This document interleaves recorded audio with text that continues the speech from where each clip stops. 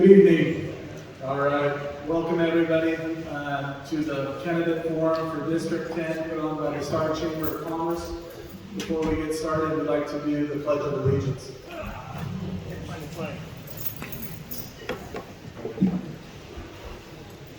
don't have it. Let's go. Sorry. I can't find it. Do we have a flag, Larry? No. I can't find it.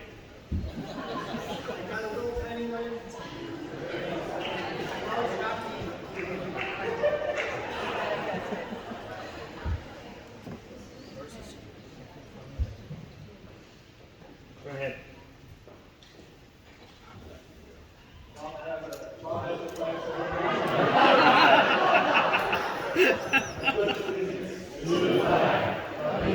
States of America, and to the republic for which it stands, one nation, under God, indivisible, with liberty and justice for all.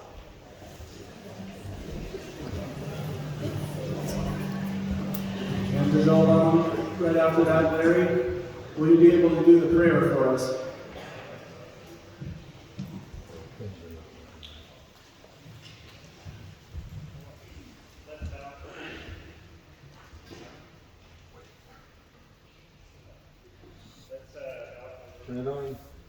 There we go. Let's pray. Father, we thank you for this evening, the opportunity that we have to be here, listen to the candidates and what they have to say. We just ask for your blessing on this time. We also pray that as we prepare for the primary election in May, you'll just be with our hearts, be with the things that are said, that we will vote the way that you would maybe have us to vote. But just be with tonight, all the information that is given, and we just pray this in Jesus' name. Amen.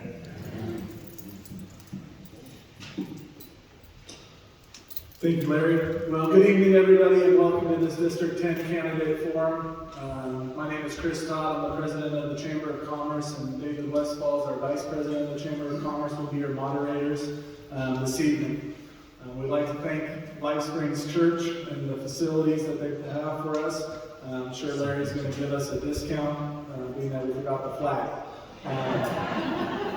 The structure of the forum tonight will be that each candidate will be getting 2 minutes to answer the question posed by the moderator, David Westfall.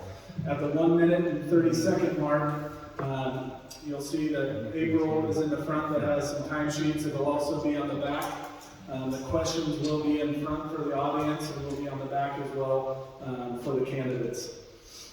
We'll rotate the order of the candidates and appreciate them all for attending this evening. These questions were not released to the candidates prior to the event. We ask that those in attendance not be unruly, no heckling, we just want to be here to listen. We also want to be here to learn and engage with these candidates as they move forward through the primary and the general election for 2022. Getting into that, we're going to start off with a little bio about each of the candidates that's in front of you this evening. Bruce Scott is a fifth-generation Idahoan. Bruce is here on the end, whose ancestors homesteaded in Canyon and Boise counties. He's been married to Debbie since 1986. They raised 6 children, have 6 grandchildren with 1 on the way. Brew is a practicing attorney over a 6-attorney firm, and he is a partner in a small land investment company. He served 6 years as a Napa City Councilman and is completing his first term as a state representative. He served and still serves on a number of nonprofit organizations as a board member and serves in his church. Representative Scott may hold record for the number of substantive bills passed into law by a freshman representative. Over a dozen of those bills are now law. He enjoys reading history, riding his ATV, using his chainsaw, and an axe.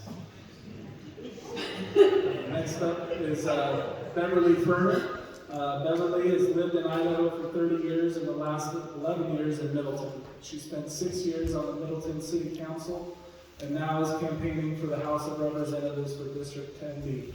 She brings a diverse healthcare background with more than 40 years experience to this role. She reports that she wants to make a difference in the House of Representatives. She has been a business owner. In fact, her last business was here in Star, which was a Star Medical Clinic. She would appreciate your vote on May 17th. Next up is Bob Solomon. Bob is in the middle of the candidates this evening. Bob is an educator, longtime teacher, and counselor in District 10. He has been a neighborhood mediator, served on numerous committees, including Healthy Families NAMPA, and worked with legislators to improve our state and schools.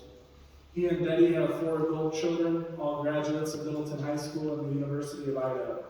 They enjoy family camping trips in our great public lands. He continues to give to the community by supervising counselor interns, serving as a director and musician in his church, and playing lead guitar in his blues band. He can be reached at his email or through his website.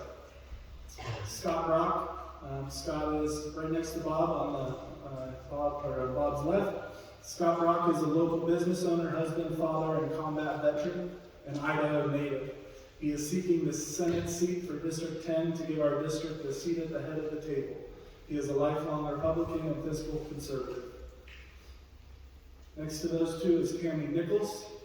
Tammy was born and raised in Boise, Idaho. Tammy began working at the age of 6 years old in her family's businesses in Boise. She graduated from BYU, Idaho, has 5 children, and runs her small business in property management. She has lived in Middleton for almost 20 years and enjoys the rural lifestyle. Tammy is a proven conservative and has received several awards for her conservative voting record, both in policy and fiscal areas. She serves as director for the Women in Government, a state leader for the Phyllis Schlafly Eagles, I butchered that one, a governmental consultant for several local and national organizations, as well as for conservative media groups such as the Epoch Times. Tammy believes that the people need to be part of the governmental process, and the government is there first and foremost to protect the rights of the individual and uphold the Constitution and her oath of office.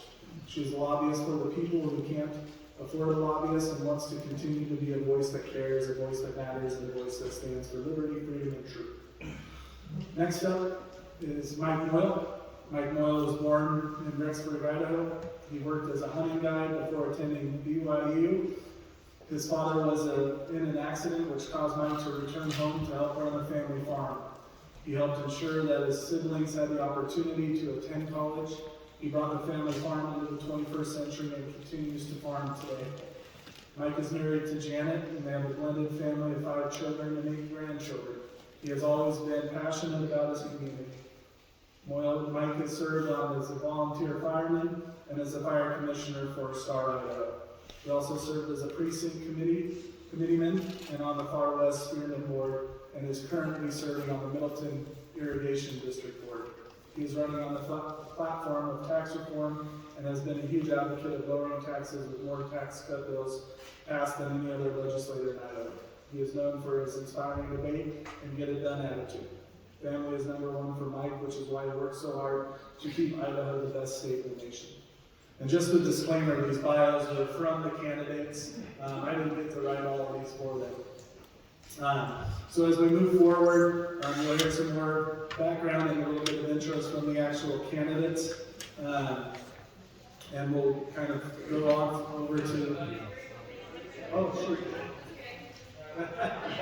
I'm sorry, Rachel. I got winded.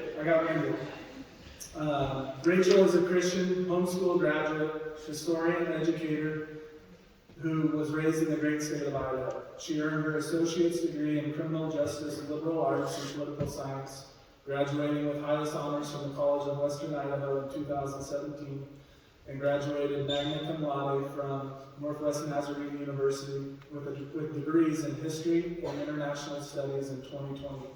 She has her teaching English as a second language certification from the Edge Institute in Charlotte, North Carolina, and has taught a variety of subjects to all ages, both overseas and here in Idaho. She paid her way through college as a special needs caretaker and community support worker, and currently works as a teacher. Rachel is running for the House of Representatives for District 10 CA. Thank you for being here, Rachel. And with that, I'll pass it over to Mr. Westfall. All right, so we're going to start off. Everyone has 2 minutes to answer the question, and unfortunately, because we have so many candidates, we have to keep the 2 minutes. The first one, very simple. It will be, why are you running? And we're going to start with candidate Hazel.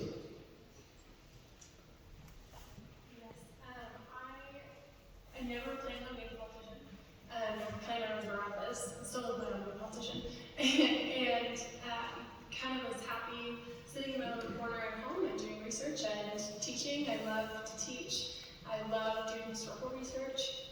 So I love writing bills, that's a good thing. But watching the past few years in our state and kind of the trajectory that we're going, and looking at the legislature and realizing that we are a red state because we have people who are red here and are Republicans and conservative here, but we are under blue management. Our legislature is not voting to represent we the people and feeling like we don't actually have a voice. And kind of watching everything that's kicked up during the COVID-19 pandemic in the past few years is what really kind of the straw that broke the camel's back for me when I realized that the way that we were handling the COVID-19 pandemic was really not only unconstitutional and the fact that we're still in a state of emergency, but it's also very anti-conservative. And that's a problem. That's not representing we the people accurately. Another thing that really pushed me to make this decision to do this was education. We're not protecting our kids well.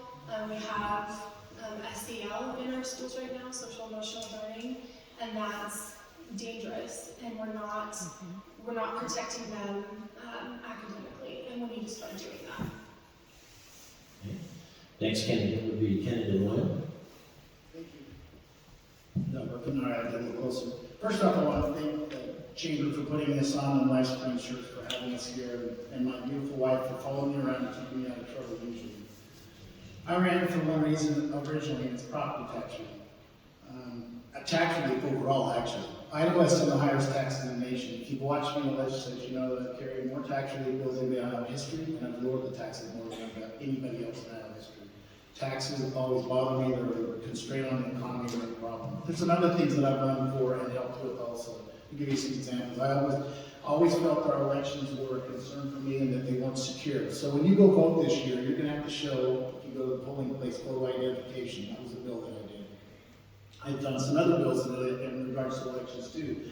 How many of you know that last year in Canyon County there were 72 people that were not citizens of the U.S. that voted? That's a concern for me, and I don't know why they haven't been prosecuted, because the bills that I've done in the past make that a felony. And so I'd be interested to know why county prosecutors would consider that. There was also at least one in Ada County. That's a problem that shouldn't happen in the states. And if you've watched the legislation on LifeSpring passed a bill that in the future you'll be able to have your U.S. citizen identification on your driver's license, so we can do away with people who aren't citizens voting. That's an important bill that did get passed last year. I also brought a bill in regards to ballot harvesting. Years ago, I saw a picture of an individual coming out of the hospital, and I knew she was a Democrat, and she had a stack of ballots. It was concerning to me. We should not be allowing people to vote for you. That's a concern. One last thing that really concerns me is the school. The money ought to follow the students. Parents ought to have a choice. This CRT, SEL, all this stuff that's going on is a concern to me, and I think that if we would let the money follow the students and let the parents have the choice, it will fix the problem, because parents will choose the schools that benefit their children and don't teach the garbage they don't want their children to have. We've got to control the education system, because that's our future, and if we don't, things are going to get worse in this country. With that, I'm thankful to be here today and look forward to more questions. Excellent. Candidate Ferner. Thank you. And I thank the chamber also for putting this on, and I'm excited to see so many people. So thank you all for coming out on an evening event. Why am I running? I'm running because I also want to be involved in things. I'm not a politician, and I'm not an attorney. Neither of those things are bad. It's just I bring a different perspective to the legislation and to folks that I talk to. I am a healthcare provider. I've always put people in their lives and their children's life in my forerunning thoughts and practice. So that brings a different attitude and a different philosophy to any conversation. I did serve 6 years on Middleton City Council, and holy cow, did I learn something new every day, and then some. It was an interesting experience, and that was kind of my fight into politics. I really enjoyed it, but I also had to do a lot of homework. So I was the person that read all of the laws and all of the proposals and all of the things that were going in the Senate and the House during that period of time for nurse practitioners in the state of Idaho. So that got me interested of why and how can someone who's not a skilled politician be in this role? I think so. I think that we can all work together, and we have to work together. We have to get some of these cities and avenues of tax preps and things like that in a one room and talking, because so far, if you drive this road from the start, it's not working so well right now. So we need to make a difference. So that's why I'm running. Thank you. And candidate Scott? I'd like to say thank you to my opponent for being a pleasant person. I've never had an opponent so pleasant, and we get along pretty well. Thank you to Star Chamber and LifeSpring Church. You're very organized, and thank you all for being here. That gives me hope for this election that we're going to have a good turnout. We need that. As your representative, it's my central duty to keep things running. Our schools, our roads, our state police, just to not break things, and that's to keep us within our budget. However, you're here to decide who to vote for tonight. I've passed a number of bills, and we can read about those, or we'll talk about those as we go. Let me tell you what I don't support as a conservative Republican, and what I do support, and I'm just going to cut to the chase. As a conservative Republican legislatively, we do not seek to control the lives of others for their own good. We do not counsel girls to be boys or boys to be girls. We do not support the killing of babies in the womb. We do not twist the plain meaning of the Constitution, state or federal. We do not tell parents they have no say in their public school education. We do not hate our country or try to erase its good history. We do not raise taxes. We do not tell people how to run their lives, their families, or their churches, or their businesses. We do not look to government to solve our own personal problems. We solve our own problems. The government is not our daddy. What we do expect of a conservative legislature and Idahoans, in my belief, we expect to be left alone by the government. We expect parents to have the ultimate say in their children's education, whatever that may be. We have a reverence for American history, our flag, and the special blessings God has given us in this nation. We defend innocent life in the womb and in the nursing home. We keep our taxes low and make them lower. You know, in other states, they argue about what taxes to raise. Here we argue, Mike and I, between what taxes to lower. That's a pretty good argument and problem to have. We defend our beloved Constitution and the Bill of Rights. We love our firearms and the freedom that they allow. We appreciate our risk takers and entrepreneurs, the farmer, the small business, our military, our first responders, and we always back the blue. We respect private property rights. We love our country and our state. I've proven these ideals as a city councilman. I've proven these ideals in my legislation that we passed. Sometimes I'm a lone ranger of that legislature, but I get along with everybody. I'll follow Ron Reagan's 11th commandment: thou shalt not speak ill of a fellow Republican. It served me well, it served us all well. And I hope you'll follow that. Thank you. Excellent. Candidate Brock? Thank you, Chris and David. I appreciate it for the opportunity to be here for the Star Chamber of Commerce for putting this on. I'm running to bring effective, civil, and respectful representation to our community. And this is at the request of many, many within the community, from citizens and officials, folks who have felt left behind for the last 4 years and have had to find alternative ways to solve the problems that lie within the district. I'm a problem solver. I always have been. And I believe that my knowledge in many critical areas, along with my collaborative mindset, will bring healthy and positive and needed change. I will deal with the facts, and I encourage you folks to also deal with the facts. On the issues that I'm running on, that are the highest priority, or what all politicians are going to talk about, and very few will do. Number one is taxes. Taxes should have been handled at the very onset of this last session. We're all tired of hearing about taxes. We're going to do this, we're going to do that. I would like to see proper tax reform. I laid out a plan for 4 years that I think if implemented would actually work. And it reaches every demographic within the state. Also infrastructure. I hear over and over and over about our roads. Why are our roads not keeping up with our growth? The reason is because we're not collaborating together and working in unison. And I do believe that if I get into this position, that I'll be able to pull all that together and make things happen in our district. STAR has been an example on how to get infrastructure projects done, and I think Middleton has lagged behind. We need someone who can lead that charge and pull it all together.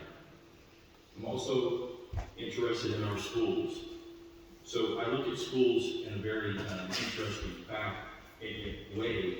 I have children in public school, and my children have done well. I have a daughter who's in the University of Kentucky on an honor scholarship. It's a 4-year honor scholarship, paid for. Am I past 2 already? Wow, I can really talk. That's okay, it is 2 minutes, so we want to remind you guys of that. Candidate Nichols. Thank you. Welcome. It's great to see all of you here, and I thank the Chamber for putting this on. Representative Tammy Nichols out of Middleton. And I'm running solely to begin with because of what my first intent was on running for office, and that was to give a voice back to the people. Education is what got me into this arena of politics. With my children that were in the school system, I have 3 that have graduated and 2 that are still there. And what I was seeing transpiring in education about 10 years ago caused me a lot of concern, and it caused a lot of parents concern. We saw Common Core coming into our schools, and there was a lot of issues that were coming up because of that. So I did what every good citizen would want to do, or hope that they would want to do, and I went to talk to my teachers and find out what was going on. Couldn't get an answer that was sitting well with me, so I said, you know what, I'm going to reach out to my legislators, because they're going to listen to me, they want to hear from me. And I heard crickets back, and that was a real concern. So the parents that I was working with in my district and I, we got together and we thought, you know what, let's find some legislators that will listen to us and that want to hear our concerns, because that's part of their job. And so we did find some, and lo and behold, they were interested in what we had to say and the information that we had. And so as a citizen, I started going down to the Capitol and testifying in front of the committees. I started to help reading bills that were coming through and writing bills, and then that opened the door for other opportunities to work with other organizations and other citizen groups around the state. And then that led to working with national organizations. And so all those situations that I've been a part of have given me a really good, well-rounded eye view of what's transpiring and what's going on and the issues that we have going on in the state. The state has a swamp in it, and we need to drain that swamp. Every state has a swamp. We have a lot of great people that are moving here, and they're coming here for certain reasons, and one of it is because of what has happened in their own state. And we don't want that to happen here in Idaho. But I'm not running for me. This is not about me. This is about you, and it's about giving you your voice back. I make it a priority to work with people to help them be part of that political process, because it is a government by and for the people. And if the people are not part of it, it does not function correctly. And that is one of the things that we need to bring back, is to make that work again. The Senate has a problem. We've seen some great things happen in the House, and we'll have to move on to the next one, because it's over. And they're falling on desk doors on the Senate side, so we need to make some changes in the Senate, and that's why I'm running. Excellent. And candidate Solomon. So, for a long time, and I know a long time, and we had a really great about our freedoms and about the recreation. It was time for me a couple of years ago, let's go play the blues band and keep leading worship at church and do a little bit of traveling. But if there's a swamp, one party in 30 years owns the swamp. There hasn't been a statewide elected official. And I don't consider myself to be partisan or a strong Democrat. But what I see myself as a native. And, you know, I mean, literally in Idaho, you can pick up the phone, and most of the time, sooner or later, in a few cases, go get these people on the call. And their wife and husband, honey, what you do now. But you can have conversations with these people. And we need to have more.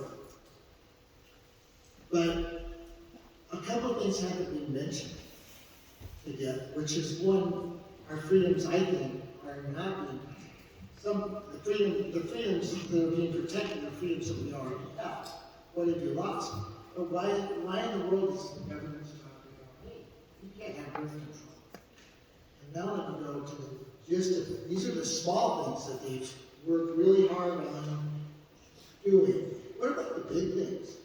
You know, Mr. Brock has talked about why has it been 3 years, 4 years, and we've done nothing about property taxes, except maybe think about shifting it to renters and apartment owners. So I would like you to consider that a Democrat might look at things differently, might look at it in ways that you might like to see. Let's manage our growth. Let's take care of housing. I don't want to see kids doubled up. I want to see our children and grandchildren able to enjoy the Idaho that we enjoy. Very good. I'm going to give everyone, when you get to the 30-second mark, I'll just say 30 seconds. That way we'll keep us on time. Okay, not to be impolite to you guys, but that way we can summarize. The second question is going to be who's supporting you and who is backing your candidacy. We're starting with candidate Nichols. Thank you.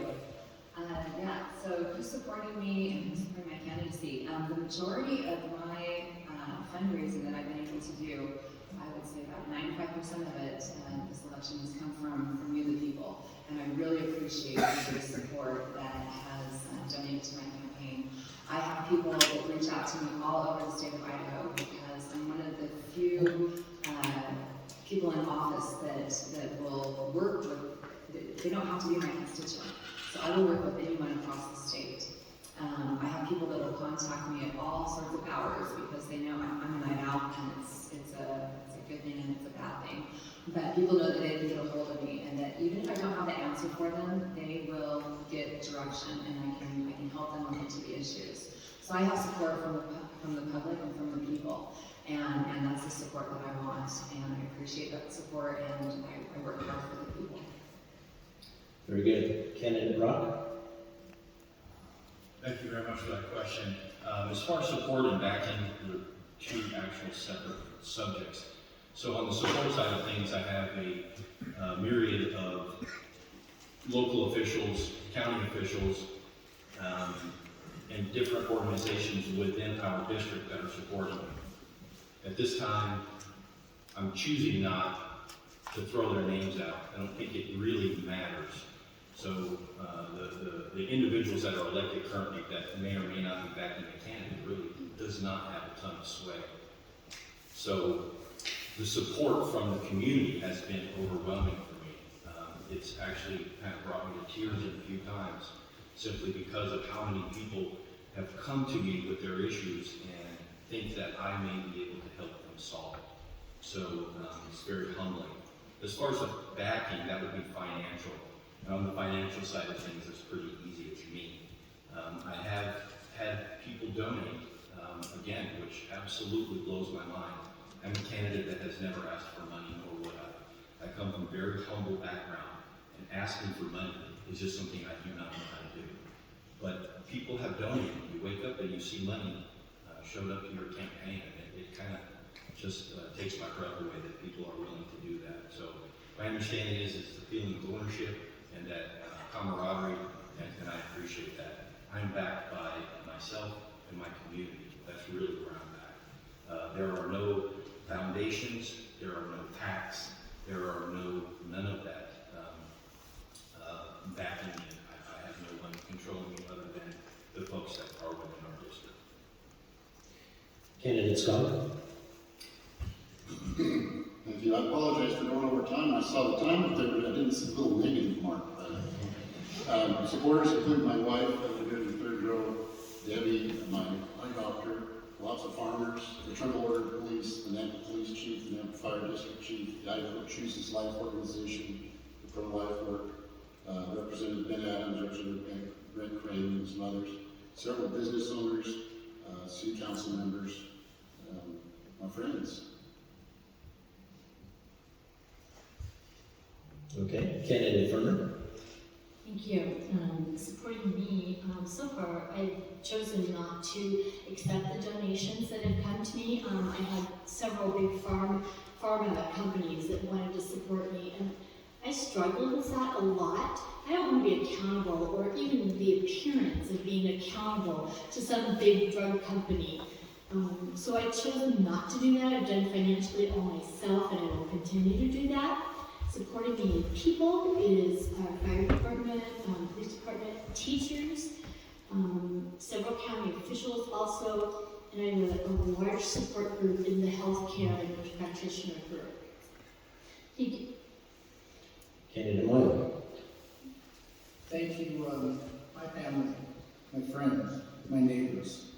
There's other organizations like the Farm Bureau, the firemen support me, the police support me, the realtors support me, the loggers support me, AGC supports me, I Don't Choose His Life supports me. I can go through the list. I've got a lot of good friends that support me, and the reason they support me is they know that I'm conservative, and they know that I can get things done. And they also know that I work with people to try to find solutions to problems. And so there's a lot of them, and I'm very grateful and thankful for their support too. Candidate Hazel. Yeah, I am completely funded by individual Idahoans and small businesses. I'm a firm believer that where you get your money is who you answer to. And as a representative, you answer to we the people.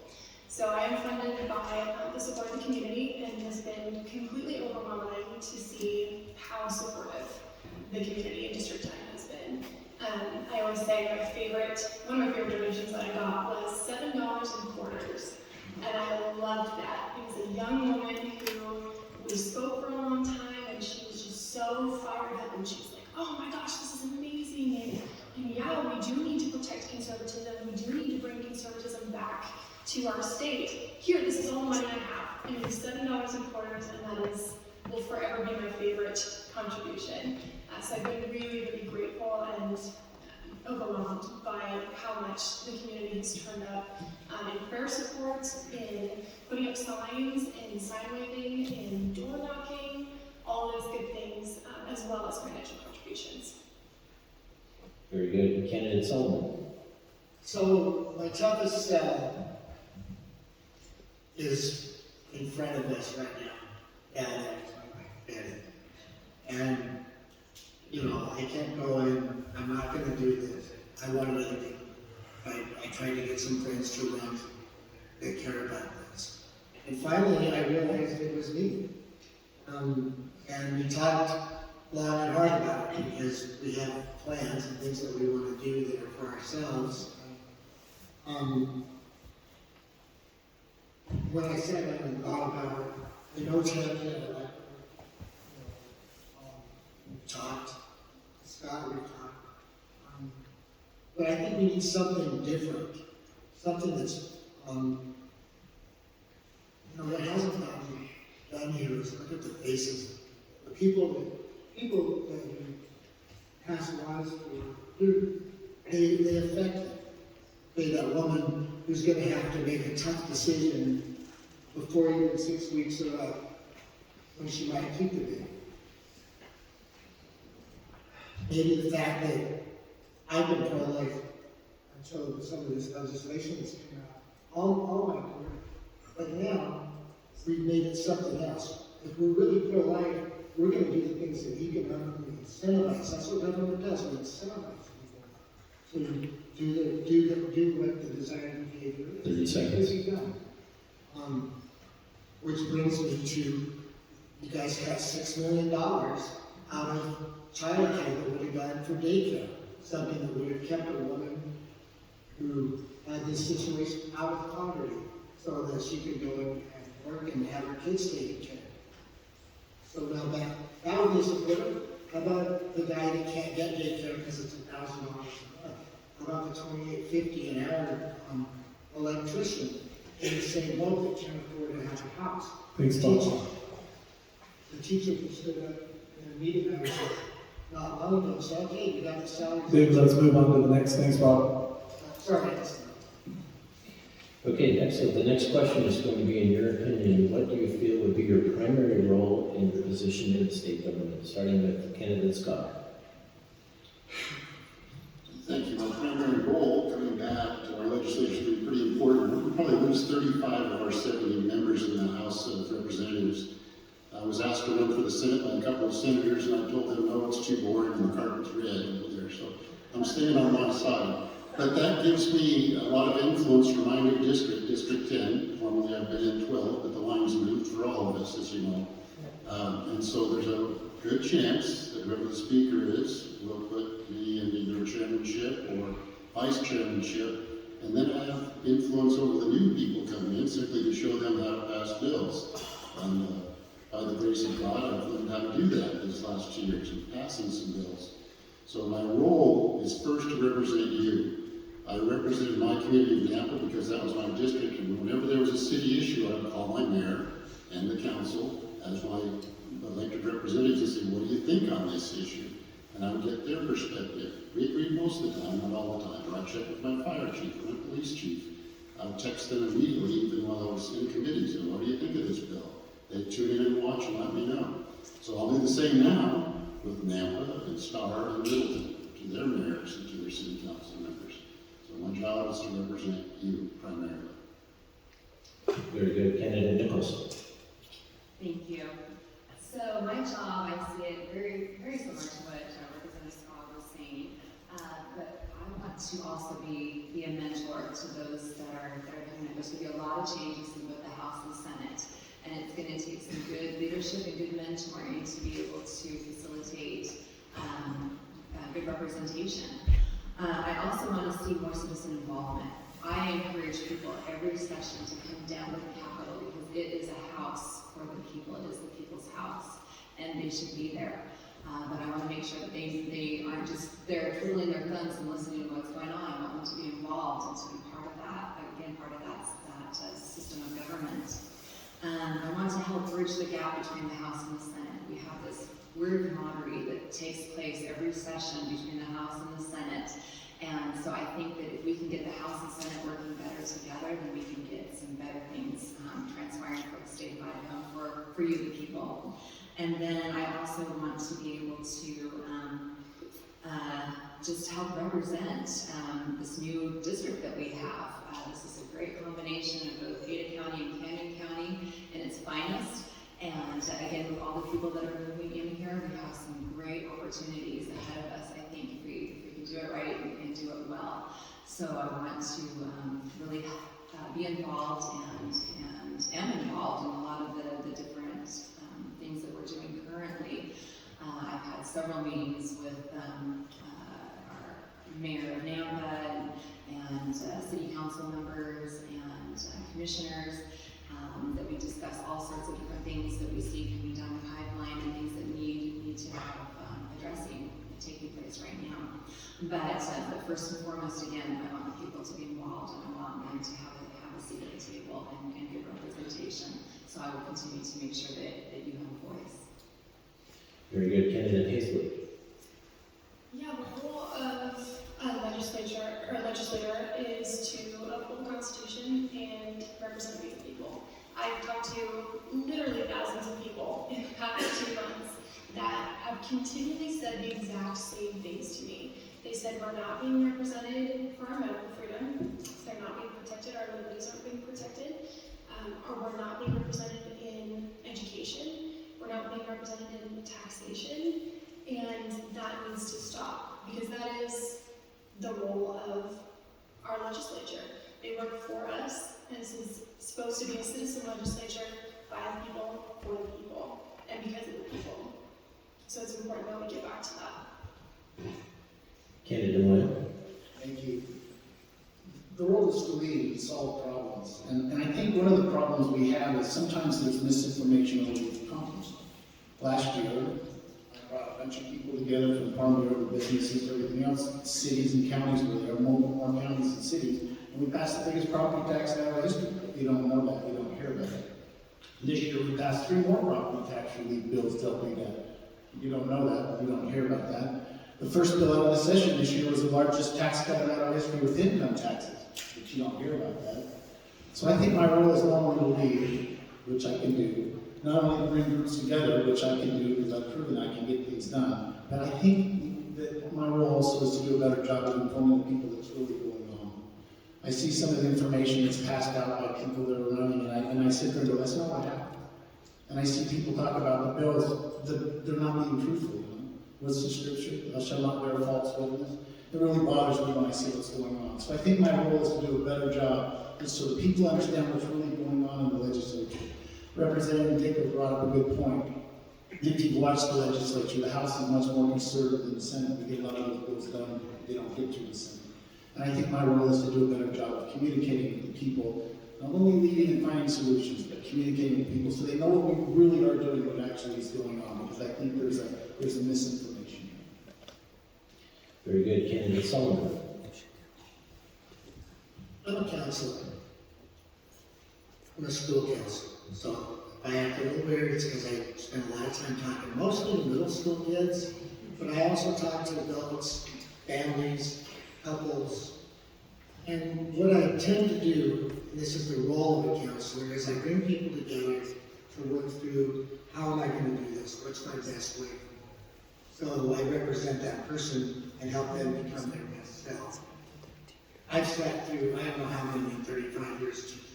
I mean, meetings as an educator, parent meetings, IEP meetings where you have a student that has a disability that we're trying to find out how to remediate up and find core plans. It's a different but similar to special education. And what we're always trying to do is, okay, how do we solve the problem? What is the best way forward for this kid? And so I think, given the trouble between the House and the Senate, the other thing that I want to do is represent people who haven't been represented. And I mentioned some of them when we talked about who's supporting people who have been left behind. And I want to keep going with that because one of my supporters that I spoke to last week said, good LDS couple, you know, they bought a house in Caldwell, she's a counselor, I think he's a teacher. 30 seconds. And she goes, yeah, we got a family like this. And as you knock on doors, but people, people are struggling to find a place to live. And when we say, okay, we've done all this stuff, what is that stuff? Have we really looked at it? You are an expert. And it's going to be can we call it a crisis? At least in the Treasure Valley, at least in our district. 10 seconds to summarize. And so I would also want to elevate the growth, the housing issues, tax issues, and look at it as a crisis. What can the state do? Candidate Brock. Thank you for the question. So really what the job boils down to is advocating for the people of your district and looking out for the interest of the state of Idaho. And that's really the nuts and bolts, the meat and potatoes of what the job entails. You're listening to your constituents, actively engaging with them on a constant basis, and then taking their needs and figuring out a way to get them through the process at the Capitol into some sort of a law or bill that will help them in their endeavors. It's also to uphold the Idaho Constitution. So that's really, again, the meat and potatoes of this. Getting a seat at the table. As we sit here right now, I feel like for the last 4 years, I've been at the little kids' table at Thanksgiving. Okay, I'm trying to move from the little room with the small chairs to the really big table where all the big people talk. And that's where I'm at with this. I just have not had the effective level of representation at the Capitol. So, and we touched on it, Mike touched on it, it's leadership. Leadership is on and off the field. It is a 24-hour day, 7-day process. It is how you carry yourself while you're at the Capitol, while you're not at the Capitol, how you are in public, how you are always. In the military, everywhere that we go, we have the patch of the United States of America on your shoulder. And we always tell folks, That's what you represent. And so when you're an elected official, you represent the state of Idaho, and this is the greatest state in the nation, period. And we must hold ourselves accountable to how we are on and off the playing field. Excellent. Candidate Furner. Thank you. My primary role as a House representative is to listen to the people. I don't know how many times we've heard that. I don't get listened to, I don't hear. Who do I talk to? I've heard that a lot during the campaign and in the 6 years on council. I think upholding the Constitution is a job that you have to do by reading every bill that comes out, or that you're writing that bill with that thought process and reporting what is happening back to the people. I think you have to evaluate what we've done, good, bad, or indifferent, and if it's bad or indifferent, make it different again. You know, people make mistakes, but they're all fixable, mostly. I think being available is very important. It's kind of nice as a retiree person now that I'm available. Have this time to do this, and that is another thing I've heard is, well, we can't get a hold of them, or this year I've heard that we can get a hold of our legislators now, currently, better than they did previously. I would also like to work on the mental health and the suicide rates that we have in the state. And I would like to push them under the table and not listen to them. But being first in that rate in the state of Idaho is not acceptable to me. I think that's one thing that I will listen to, and that will be a primary role for me also. We have to take care of ourselves, and we have to take care of our children.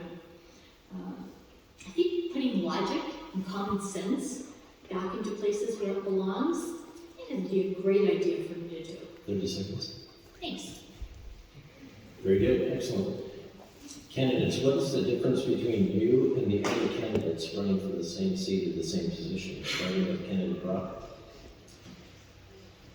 I'm sorry, David, would you repeat that? Sure thing. It's a little hard to hear me. What is the difference between you and the other candidates running for the same seat at the same position? I think Ronald Reagan had a pretty great quote at one point when he was jockeying back and forth with Walter Mondale about experience and youth, or something along those lines. It really boils down to experience. So I'm a seasoned, experienced businessman. I'm a doer.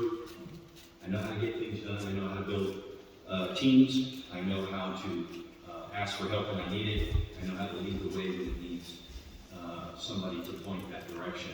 So if you want to look for me, typically you look straight ahead and I'll be there. And that's just always been my model. So the level of experience, the level of collaborative effort, being able to work with pretty much everybody in the district, and I believe I can work with pretty much everybody at the Capitol. I'm a listener. I will listen to anyone, and I will have a good, solid conversation with anyone. And that's where good ideas come from. I do not shut down on folks that do not maybe 100% align with me. So again, that would be a difference. So when you look at the total piece of the pie, I think I fit all the parameters that it would take to be a great senator. Being able to make smart, sound business decisions, which I do every single day, and being able to represent us, our district, in the highest of character, I believe I can do that. Very good. Candidate Solomon.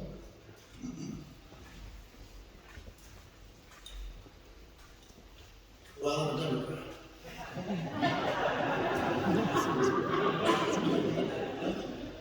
I don't know that I'm your typical Democrat. But there's a reason. Because I see faces. And I see people. I think about what is the result of this law for this person. So, for my politics in the House, I would say there are a lot of things that represent laws that she needs to make represent an obligation of freedom for some others. For instance, it's now the legislative House attempting to make it much harder to get a constitutional initiative on time. Why? Why are they taking the right to do that? Why are they making that? What happened to the and went no rule. They were reversed by the Supreme Court. So then they decided that they should change the composition of the Supreme Court by taking some power away from the governor so that it went somewhere else. The other thing is, this fiscal conservatism, okay, they gave back $6 million that would have helped childcare. What about the kids that couldn't get childcare when 250 daycare places shut down? Our church operates a daycare. 30 seconds. And we can't keep staff for it, right? Maybe just a good economy, that's a good thing. Scott, I don't know. So, some of these things are known causes. I disagree with them. Scott, I don't know. His plans as well, I think he's maybe just a little too cocksure that, okay, we'll cap the value of the house for age 65.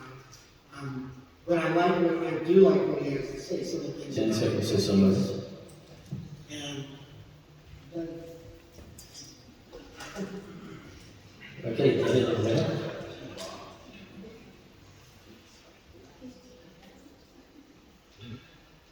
I'm sorry, candidate Leo? Sorry, Is that you? I apologize. The hearing aids, I'm trying to find something to hear better here and then when you're here. There's a lot of difference between me and my opponent, and I think the world of her. She's an awesome person. But I've raised a family. I have a wife and children. I put my children through the schools. I have grandchildren. I know how the laws that we pass affect those children and those grandchildren. I've created business. I make a payroll every 2 weeks. I have employees whose families I have to worry about. I have employees who my decisions determine how they're affected and what happens with their family. I've experienced them. I was born in Idaho. I'm proven that I uphold the Constitution of the United States, and I've proven it with my votes. And I have those experiences that prove that. I think that when we look at the differences between us, a lot of it just deals with life experiences. And I understand when bills are passed how they affect you in your lives, because I know how they affect my family and my grandchildren and my children's lives. And I think that's a huge impact. It's really easy to say things when you don't know the facts. And that's concerning to me. And I think that life experiences help us make better decisions. I've always said the best legislators are those that have children and grandchildren, because they know that those laws, how those laws will affect those children and grandchildren. Candidate Scott.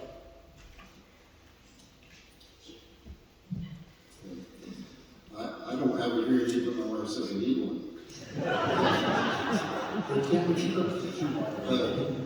My opponent is a delightful person. We just met on a couple of occasions. When we saw each other, we gave each other a hug. So that's not allowed in capital much, by the way. So our differences are my experience in legislation. And as a city councilman, I was president of the Memphis City Council. In 4 years, where I was president of the council, we were rated the best run, fiscally run city in the nation by Walla 4 years in a row. We lowered the tax levy substantially.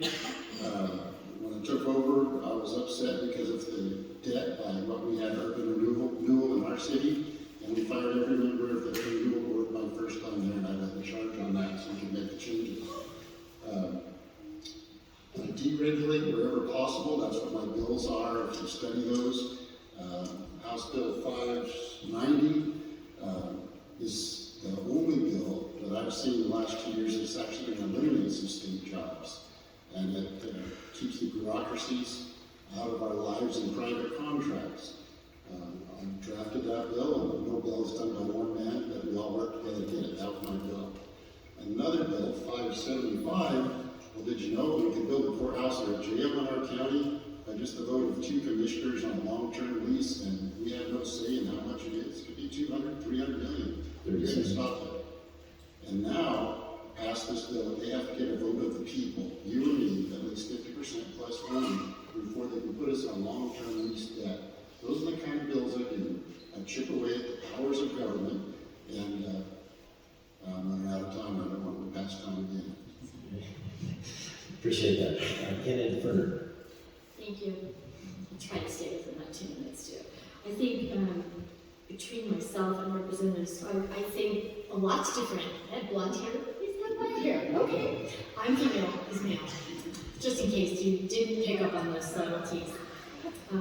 I've had a lot of life experiences, some excellent, some challenging, and some not so great. I have an adult child who's disabled that I take care of every day. I lost my husband a few years ago because he died. I didn't really lose him, but he died. And I don't have any grandbabies yet, and that's not fair. So I think we have a lot of similarities. We both have been business owners. We both have humor, and I think even in politics, we need to keep the humor in there because, oh my heck, you don't want to be serious 24/7, do you? You shouldn't be, because then your blood pressure is going to be high, and then you're going to have to see a health provider. So, it's just, I also was on city council for 6 years and worked a lot within the Milton group to make several changes and several opportunities that came to us in that area. So we're just different. I don't think one is bad or the other one's bad. I just think that I can collaborate and I can make somebody laugh. So, and I think you just talk and communicate. So I'm done now. Very good. Candidate in Hayesville. So I wanted to mention two things that I get from everyone: age and experience. So my opponent has been in office for as long as I've been alive, which is 24 years. That's undeniable. That's, yeah, long time to be in office. So that is one big difference between the two of us, is that yes, he does have quite a few years on me, and he does have experience that can help with that. To the people that commonly mention my age, I always respond with, well, Alexander Hamilton in 1776 was 21, and James Madison was 25. Our founders were young people, and many of them were inexperienced. Many of them they were farmers, and they were businessmen, and they were teachers, like I'm a teacher. And so I think it's less about, I think, your experience and 24 years in office, and more about your passion, your drive, and your love for Idaho. I love this state. I love the people in this state. I love this state. This state is my home. And regardless of my past experiences, running for office is difficult, but it's worth it because I truly and deeply believe in this state and in conservatism in this state. And I truly believe that we can return to those things and that we can protect our future generations from liberal legislation and federal encroachment. And my passion is, thank you, my passion is to help the people of Idaho. And I will do that regardless of my age, regardless of my experience. I will fight for you and for the things that are important to all of us. Very good. Candidate Nichols. Thank you. So I'll have to start out with, I've lived in this state for over 4 decades. I haven't lived in any other state, so I know what my backyard looks like, and I know what it needs, and where it's heading, and where I don't want it to head, where people tell me they don't want it to head because they're coming to this state in droves to get out of the state that they've been in because of what has transpired in their state. And so I understand why Idaho has such a allure for those that are around us and why they're coming here. So I understand that. I understand the importance of our state. I don't have another state to go to. This is my state, and I'm here to fight for it. I stick my neck out. I take the arrows. You'll see me in the media and they'll say all sorts of horrible things about me sometimes, but it's because I'm fighting for the people and I'm fighting for our future generations, and I'm willing to stick my neck out there and to stand strong and stand firm to protect your rights and mine. I want to keep our rural life rural. I don't want all these big, it's okay to have developments and things like that, but people come and live in the county and the rural areas for a reason, because we need our farmlands. We need to be able to produce food. When there are depressions that transpire, the rural areas are the areas that do the best, and we need to have a very well thought out, balanced approach on how we are preserving our farmlands and our rural areas. I don't want to live in the city. I want to live in my county and be out there so that I can do the things that I do. And then, people come to me, like I said before, before, I am very approachable, I'm very friendly, I'm very open with people, I'm very honest with people. And they feel like they can approach me and they can talk with me. People tell me all sorts of things about what's going on in their lives and wanting to be able to let me know what's transpiring and how I can help them. And so I'm a very approachable person and I work really well with others. And so I think those are some of the differences. Thank you. Very good. Our next question is going to be, our children's future is of course super important. Where do you see education going in Idaho, and what will you do to make a difference? Starting with candidate Nichols. All right, I'm going to write that down, but I'll just go ahead. Our education is heading in a very troubling direction. I still have children that are in the public schools, and all my kids have gone to the public schools. I grew up in a family that ran private schools in Boise for years and years, and so I knew what education looked like. In fact, our kids only went through third grade in my family's private schools, and then they would transition over to other schools. And we did so well at teaching our kids that we had the public schools would come and want to know, what were we doing to teach our kids? They did so well in their reading and their mathematics and all the areas that they needed to do. And so we wanted to know how we were teaching them. And so I knew what education looked like. I knew how it needed to go, and I knew when my children started out in school what I wanted to see for them. And we are way off that path right now. We have so many things creeping into our education system that it's very scary. And in the legislature, we have had multiple issues that we've been bringing up in regards to critical race theory and social emotional learning, and the LGBT movement, sex ed, and we're seeing these things creeping faster and harder into our education.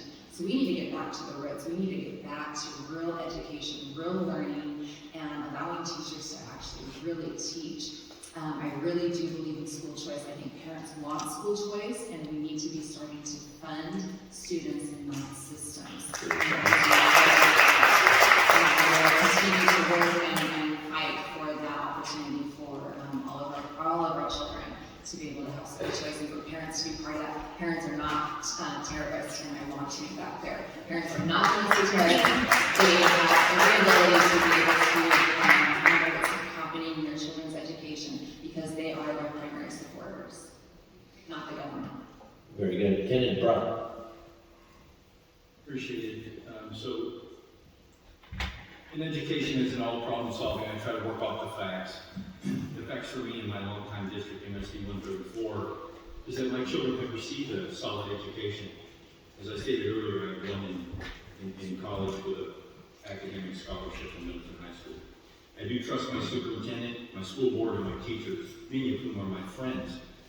Those school board members and superintendents are elected by us, the people. May there be random, decentralized activists among them? 100%. We would all be naive to not think otherwise. Does CRT exist? Absolutely. We hired the architect of CRT at the issue. Okay, so we know it's there. My question is this: if you have a splinter in your finger, do you cut your arm off? You don't. What we're currently doing is crushing public education for a splinter. I like to problem solve. I'm going to find out exactly where the problems are at within the education system, within your district, at the local level, where we all have a vote. Verifiable problems are found with the same problem-solving techniques as any other problem, whether they be in business or any social issue. Then solutions that fit the problem will be instituted or brought forward in legislation. 30 seconds. I'm 100% against CRT. I want technical education, personal finance, history, and civics. I would not stand for any of those social ideologies within our school. I haven't seen anything come forward solid in the last 4 years to make a difference. Nothing.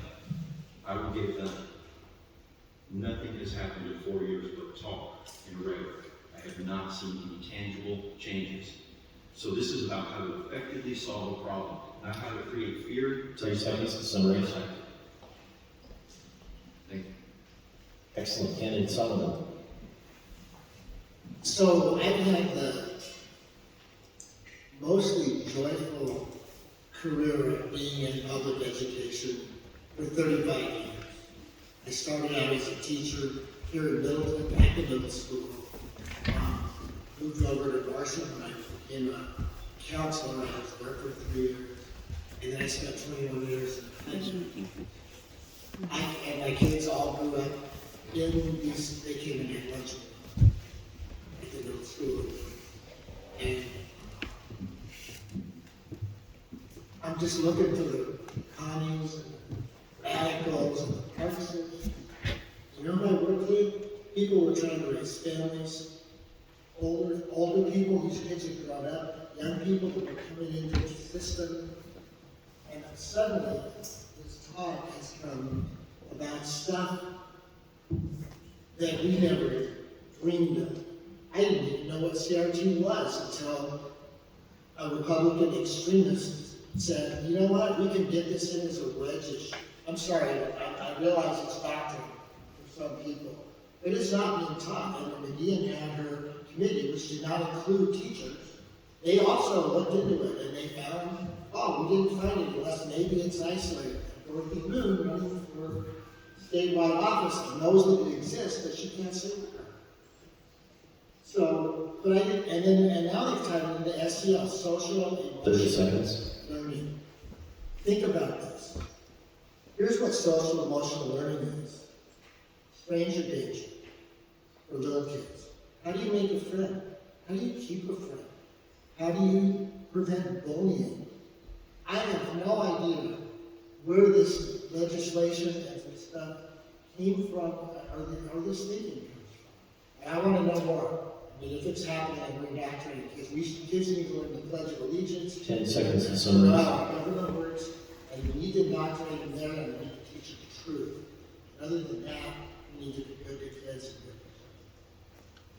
Very good, candidate Ferner. Thank you. I think children are our future, and if we don't teach them and train them to be people and humans and get along in life, then we're not going to have a great society behind us or no one to take care of us either during that period. I had one of the millions of surveys that I think we've all gotten lately had me ask the question of what do I think is the number one thing in our schools that are hurting our kids right now? Well, I thought, oh, education, some piece of education. And I called 10 of my educator friends in Middleton. 9 of them said bullying as the number one concern, and that got my attention. That should not be their number one concern in our schools. I think they need to learn how to read and how to write and math and how to balance a checkbook, how to take a shower some days, how to make more than just macaroni and cheese at home. I think the parents need to be very involved, and I've been faculty at ESU. I've done education my whole entire health career because I have to teach the next future of healthcare providers. Because I want somebody to take care of me and all of you at some point. I think we did make some progress this year. I think getting the possibility of insurance to teachers was a positive. 30 seconds. And I think we have moved a little bit, but we have a whole lot more to do with education for our kids. Thank you. Very good, candidate Hazel. Yeah, I've been asked this question so many times by parents in the past few months. What are you going to do to protect our kids, and how are we going to protect education in our state? Because that's a very real concern here. We do have SEL in our schools, which is Marxism. We have Marxism in our schools. I was talking to a mom on Saturday, and she asked me that question of, what are they teaching my daughter? Marxism. And that's a problem. We need to protect our kids from CRT, from SEL, and when we get those out of school. I'm a teacher, I see these things. I see that these things are being taught in our schools, and it's detrimental to our kids. I think we need to take sex out of our schools. We need to stop sexualizing our children.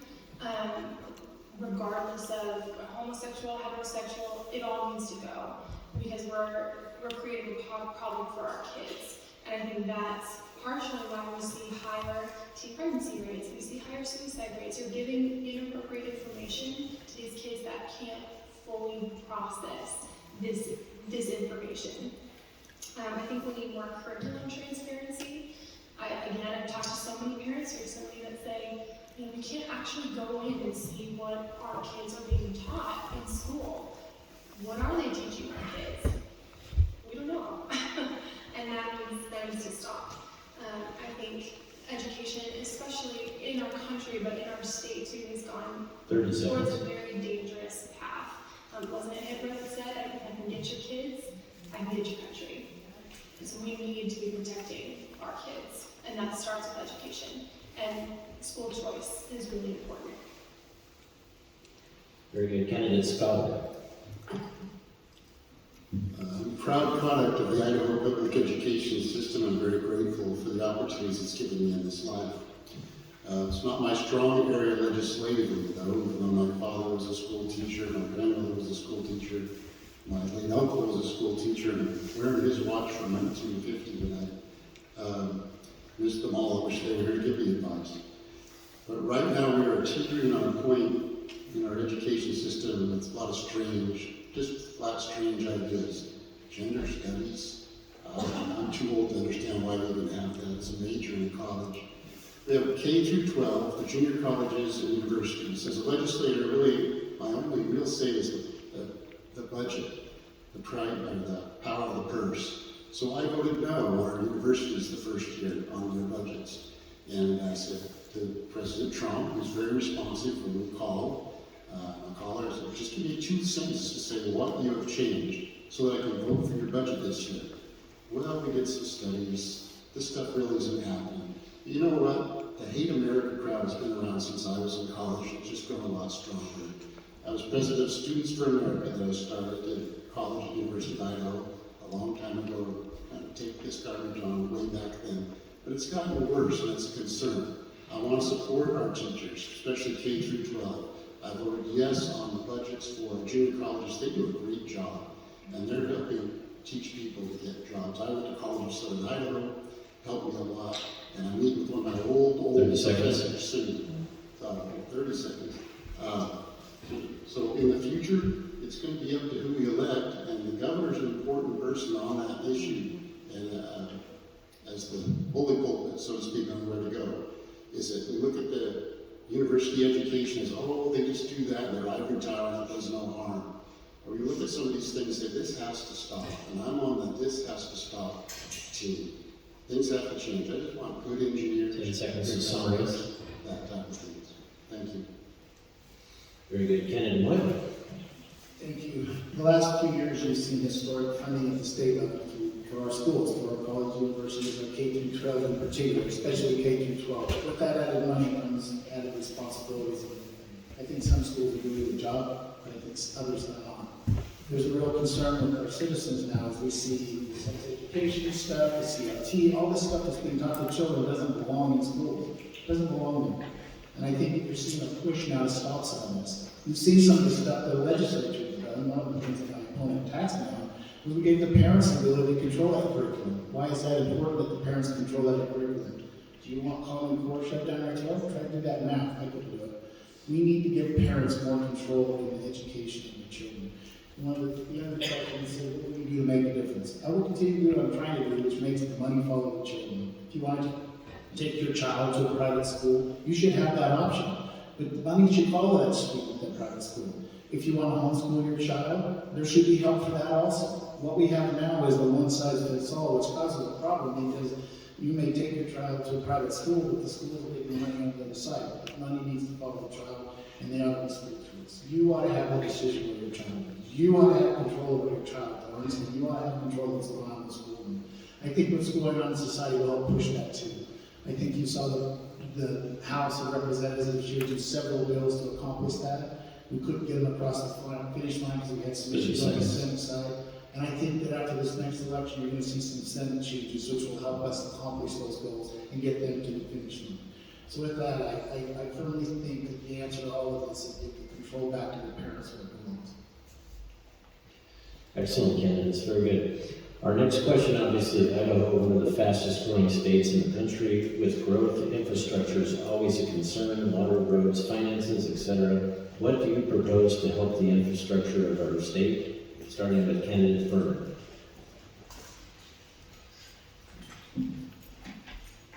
I certainly don't want to say don't come to Idaho, because I think we need them. Most of us may or may not have even been born here. Some of us were, and that's awesome. But you can't pick where you're born. So San Juan, California was my birthplace, but I've been fine a long time. I want to stay. I think we have a lot of challenges of growth. Growth is coming, whether we like it or not. So we need to sit down in a room and get all the key players who don't want to talk to each other right now. I'm sorry if you work for Idaho Transportation Department. It's really tough to get that group to work with any city council or mayor's group in a city currently. It's just difficult. And no city has the actual say-so or plans for the entire transportation system alone. There are multiple groups that have to get together and they have to start talking. Middleton stopped an ITV plan that had been in the works for 20 years. 20 years for talking about something? Good grief. We don't have 20 years to talk now. We need roads, we need structure to handle what we have. That would be one thing I would look at. Schools and educations. We have an influx of 30 seconds. Kids coming in, so we have to put them somewhere and help them continue to grow in their lives. Okay. Thank you. Very good. Candidate Hazlett. Thank you. I think we do see a really big influx of a lot of people moving to our state, which is a great thing. I've talked to a lot of transplants here recently who are very amazing people, conservative people. And I've also talked to a lot of Native Idahoans that are really struggling with the amount of growth that we've had so rapidly. I do think we need to work on limiting our urban encroachment and city planning better. I think we need to work with zoning, and we need to work to have growth paying for growth. Right now we see pretty disproportionately low development impact fees, and if we were to make sure that those impact fees were fair as developments, it affects all of us, but as these developments and builders are moving in, if we were to raise the impact fees to pay for that growth and not reallocate that burden to us, we the people, which we see a lot in property taxes, I think our infrastructure would be much better off. We do need to deal with things like traffic congestion. I think we all are affected by that recently. So we need to be doing better city planning. Not to say that we don't want people here, because again, we welcome them. But we just need to be doing it wisely and better to fit the population. Very good. Candidate Moore. Thank you. Maybe we need to talk about some of the things that have happened in the last 2 years to help limit growth. Last year we passed the property tax bill that I wrote. What did it do? We capped the property tax budget at 8%. You're seeing some of the cities, Caldwell in particular and others, slow down the growth. They've slowed it down because they don't get to expand the budgets on all those new homes. You saw last year in that bill, what did we do? We said that right before the bill last year, if you build a new house, your taxes went up. It should never have been that way. It solved that problem. No longer does new construction raise your property taxes. We solved that last year. We also did a bill last year, we might have put a tax man on it. We said, hey, we can start using general funds for roads. We haven't done that before. So last year we took 4.5% of the general fund money that came from sales tax and put it on roads. What's that going to do? Well, this year, the cities and highway districts are going to receive an extra $20 million. Plus, you're going to see something happen next month. Highway 44 is going to be widened from Linder to 16, part of the bill we did last year. You're going to see Highway 16 get run all the way to the freeway, part of the bill we did last year. You saw us do some stuff to expand impact fees, and there's more to be done there. I firmly believe the new construction will pay for itself. New growth should not cause your taxes to go up. You're going to see from the bills we've already done, going forward, you're going to see a positive impact.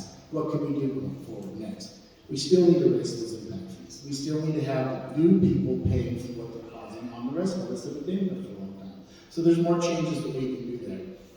And you'll see some of those on the impact fees. 30 seconds. I was actually meeting with one of our local city councilmen, because it was Dan, the fire chief today for the Star of Middleton, as we try to figure a path forward to make sure that those new houses pay their way, so that they don't have to raise your property taxes. And you'll see a bill next year, if I get back, that we'll do, that will help fix some of those impact fees. Thank you. Very good. Candidate Solomon?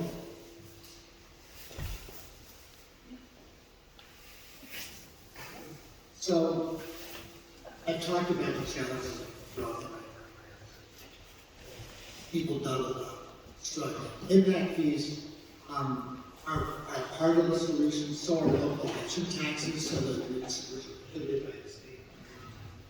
If the people vote for them, so they can choose what kind of growth we want. I think there's also, I want to call it a bully pulpit thing that a legislator can do, but the legislature should do.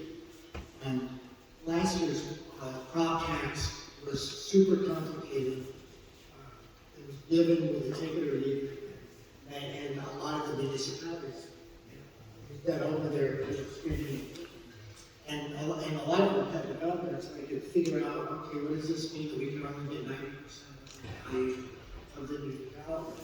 So the complications of it were not so ridiculous a big deal. And so one thing, A, the bully pulpit, B, working collaboratively with the cities and municipalities. A lot of times the state will create mandates that now the cities have to do. So I would work collaboratively. I would try to work across the aisle, obviously. It's a small aisle. 30 seconds. And so that's roads and bridges. Housing, same thing. We also need to figure out how do you do housing. I've been studying it a little bit lately, and it's A, complicated, B, super expensive. Workforce housing, $50 million from the federal funds was a good idea. Hopefully it'll be combined with other funds, and we'll see the plan next month. But also we may need to think about other things like housing co-ops. 10 seconds to summarize. Low-income housing, where's it going to go? How can it be done without backing? All right, thank you. And Candidate Solomon, if you would pull your microphone slightly closer to you, that way we won't get the cutouts. Next candidate will be Candidate Brock. Thank you. So, land use and roads are sort of in my wheelhouse. I've spent time on Canyon County Planning and Zoning as an appointed position, interviewed with county commissioners, was appointed. The goal that I have there are hundreds of hours of tape. So if anybody has any question on anything I've ever done in planning and zoning with Canyon County and or the city of Middleton, you can pull record. I'm a private property rights guy. I worked extremely hard at Canyon County to convince commissioners that we needed to create a buffer zone between cities and farmers. I basically painted a circle on the wall and wrote "bang my head here," because that's the response I got from county commissioners. It is very difficult for our farmers to function and run a swatter or bale or anything when there's a corridor subdivision right next to them. So we worked to try to convince them to create a buffer zone of county land with acreage properties that would act as a buffer zone, and it also eliminates the moving forward of water and sewer lines. As I came under planning and zoning in the city of Middleton, again, I was appointed by the mayor, and what I've done there is get city council folks who actually make the decision, just like commissioners do, to change their code. It's all in the code. So we're asking them to change density values in the code so that we're no longer building on 6,000 square foot lots and moving to larger lots within the city to basically eliminate 30 seconds. Urban sprawl. On roads, I went to a meeting, a very collaborative meeting. Gary Smith invited me to a meeting that Mike Boyle was at, and many others. It's a great meeting that has been taking place for almost 14 or 15 years. The city of Middleton has been vacant and empty from that, so we need to put all of that together. There is money out there, but we have to work together to get it done. And I do think that the right group will be able to put it all together and make something happen for both cities, including the North Loop. You'll hear about it later on, and that's what I'm calling it. It's a road that will connect 55 to 84. Very good. Candidate Nichols. Thank you. There's a few things that we need to do. And I just quickly made a list of this is because of things that I'm hearing in my area. I've worked with many of my constituents in Middleton regarding annexation issues, so I think we need to stop forced annexation. I'm all for private property rights, people being able to develop and do those things, but there needs to be balance in that. We can't just continue to bring in and mass produce and rubber stamp every development that comes in. It has to be done wisely and it has to be done with balance. We need to make sure our comprehensive plans, and that's something that has to be done more on the local level, but our comprehensive plans need to make sure that they're reflecting our current situation. And so those need to be updated and maintained better. Impact fees, we can do impact fees already. That's already that's already in law. Cities and counties can take advantage of impact fees, and so those are available already. And if people want to do that, then that's great, but we don't want it to get out of control to where we end up like Seattle or Portland, where it costs you $120,000 on your permits before you even break ground, because all that's going to do is cause housing prices to continue to go up, and we already have that problem. Local and state government needs to work better together. Everybody needs to have a seat at the table and be able to discuss. One of the things that I heard from our local cities and counties is that they didn't feel that they were having a seat at the table. And so that's something that needs to be done in a better fashion, so that both local and city and state can get together and work through these issues of growth. We need to quit giving tax breaks to corporations that are coming in like Facebook. Because all that's doing is it's passing on that tax to you, the people, to you, the homeowners, and so we need to quit giving those tax breaks. If they want to come in and do business with us, fine, by all means, but they need to pay their fair share. 10 seconds to summarize. And I think it's important for the citizens to be involved, attend your meetings, attend the planning and zoning, because they're the ones that are putting in these big developments. And when we have developers that are coming in saying, we're only going to put 100 homes in here, and then they come back later because that was approved, and now they want to put 300 homes in that same spot. We shouldn't be doing it that way. We want to maintain our environment, so we need to do better at that. Thank you. Very good. Candidate Scott, please. Thank you. I've heard good things from everybody. I hope you're all still awake. I think you are. Challenges of growth. We've already done some of that. Co-sponsored a bill that transferred funds regularly to transportation 2 years ago. And so we have regular funding for transportation that's improved. And then this last year, we gave $200 million for repairs on roads and bridges, $200 million for maintenance on our roadways and bridges, and $100 million for new roadways in our state. That's going to take a while to hit, but it's in progress now. So that has been addressed, and it's by the governor, your legislature, your senate. It's a good thing. Good infrastructure makes for good business and good lives, and we're going that direction. If I could stop the growth, and I'm fifth generation Idaho, I would stop it, but I can't, so we're going to have to deal with it.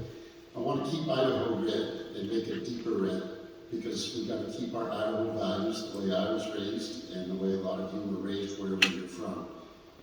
We need those values, and to do that, we have to keep chipping away the powers of government. And something that hasn't been mentioned is big corporations.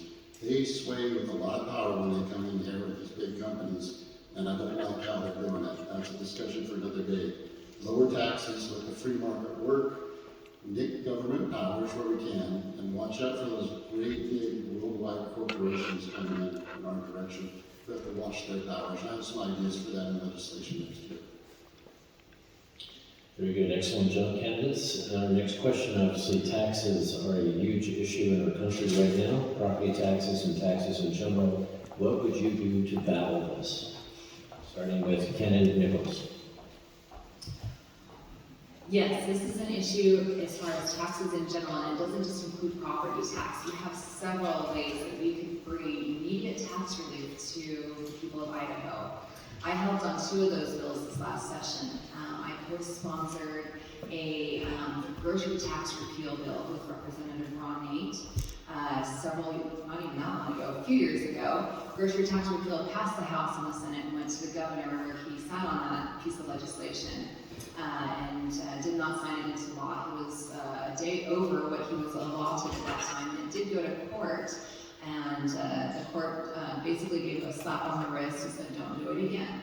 Since that time, we've not been able to get that bill in front of a committee, and grocery tax, we are surrounded, our state is surrounded by other states that either do not tax food or they have a very low tax, such as Utah, which taxes food at 3%. So that was one piece of legislation. The reason that that's an important piece of legislation is because it's hurting our bordering communities. We can go across to Ontario very easily and be able to buy our groceries tax-free. Another one I did was gas tax. I wanted to cut the gas tax by half, so down to 16 cents for 2 years, just to try to get us through the Biden administration. We see what gas prices are doing, okay? We need to lower our gas prices. They're affecting every part of our state, from you, the drivers that are just going to work or running your kids around, to our truck drivers, to our farmers, and everywhere in between. I did not get that bill in front of a committee because I don't know if it was just personal or what the situation was, but those are two areas, and I'm going to be working hard, again, to bring those back. Property tax, we have a lot of different things that we have done and can continue to do. And I'm looking at other solutions from other states like Wyoming that have a really good way, a good mechanism of being able to help on the property tax. So there's several ways that we can do it, but it is time to get real tax relief, not breadcrumbs. Very good. Candidate Firmer. Thank you. I agree with that. I think that breadcrumbs, it feels like that. If you're a consumer of groceries and you have a house full of kids, it is harder and harder and harder every week that you go to make your grocery bill be what it can be. Taxes in general, there are so many ways. I think legislation this year made a start, but I think we need to continue with that start and really work on it this next 2 years. Because every tax that you have can't keep going up and up and up. Those of us that have lived here for a while, we can't continue to see the property taxes, even with the smaller cuts that we've had to recognize those. They're not enough yet. Grocery tax repeal would be wonderful here. I hear that all the time. Why do I pay taxes for the grocery tax? I also have heard you're going to raise our state tax to 7% and something else. That wasn't a favorable move that I hear in my region. So it didn't pass yet. It's hanging out there for next session. I think we have a lot to do in taxes. I think we should collaborate. Again, I agree with that. We just need to get underneath and figure out what tax, because we need a tax somewhere where, we have to have a balanced budget. Where are you going to get all this money from if not? So we have to look at like we did at home. It's a balancing of your budget, but we need to do that here in Idaho better than we have. Thank you. Very good. Candidate Moyle. Thank you. Let's talk about what we've done and what is going to happen from the effect of that. Last year's property tax cut that I did was one of the biggest in our history. It will continue to lower your property taxes in the future. You'll see your taxes continue to go down because of that bill. This year I did 3 other property tax bills you didn't hear about. One took public defenders off of the county and eliminated the indigent fund bill that we were paying now. You'll see property tax relief from that bill. One of them prevented people from having more than one homeowner's exemption. You have people with up to 9. That will fix that. We also gave the cities the ability to give you tax relief with all the CARES money and other monies they have. Ask yourself, what does the city like bringing me $111 million in reserve funds? Well, it gives them that. It gives them the opportunity to do that. Going forward, what do I want to do? I want to continue to constrain the property taxes. I want to continue to lower income taxes. 2 years, last year, biggest income tax in our history. This year, first bill out of the legislature, bigger than the one before. I want to continue to do that. I want to continue to constrain on the property taxes. I think that in Idaho, you have some of the lower sales taxes in the nation, unlike what you're hearing from people. And I think that if you raise that sales tax a little bit, you can take away 80 to 90% of your property taxes And where would that money come from? It would come from the new growth. That's what's driving the increase in sales tax. I think there's a way to eliminate your burden on property taxes by a small increase in sales tax. If you don't do it, eventually the cities with a local option, you're going to pay it anyway. If you look at cities like states like California, what did they do? They did Prop 13 and 30 property tax. Then they turned around and gave the locals the ability to raise your sales tax. They went through the roof. There's a way for us to continue to eat away at property taxes and income taxes if we continue to do it a little at a time. Proven we can do it the last 2 years. If I'm reelected, I'm sure you'll see more of that in the future. Thank you. Very good. Candidate Brock? So taxes, I've had a tax plan out on my website for 4 years, and I'm kind of sticking to it. I think it's viable, I think it'll work. 30% of your property taxes come from schools.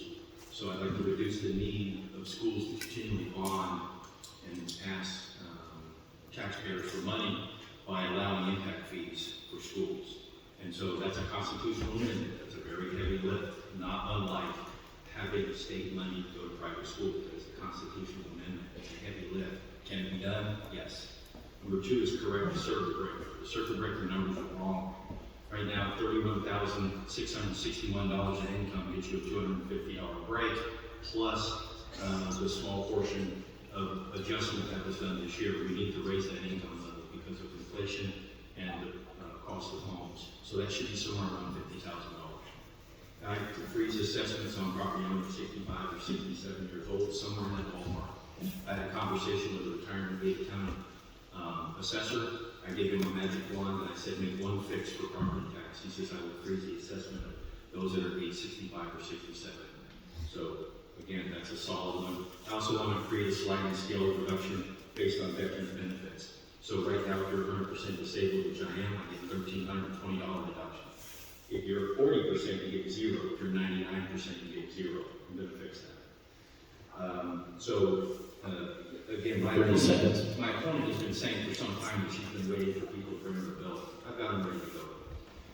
On gas, that should be a trigger bill that when it reaches historic highs, and fuel tax or fuel reaches a historic high, it gets frozen. Or we pull it off, we stop right there, meaning $4.09 a gallon, then our tax comes off.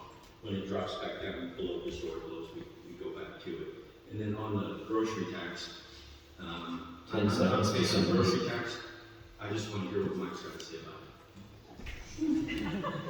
I'm not putting him on the spot.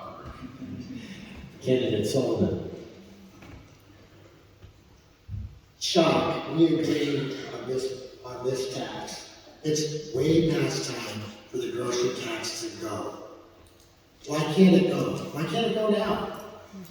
Well, at the beginning of the legislative session, the legislature in its wisdom determined that they could give away $600 million. Let's look at the faces of who got that money.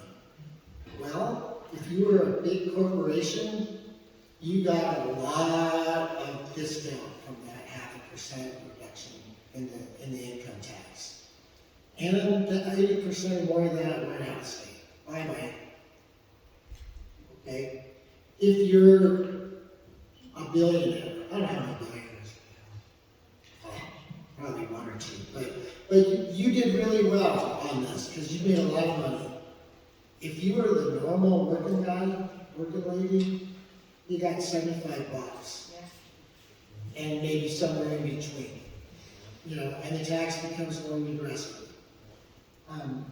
So we couldn't do what it would do to actually give a tax rate that would give help to the working people who spend a lot of their money on food, and it's going to go up another 4% according to the latest newscasts and the different things that are going on in the drought. So there's one that we could have done. Hopefully we can get to it when we can afford 30 seconds.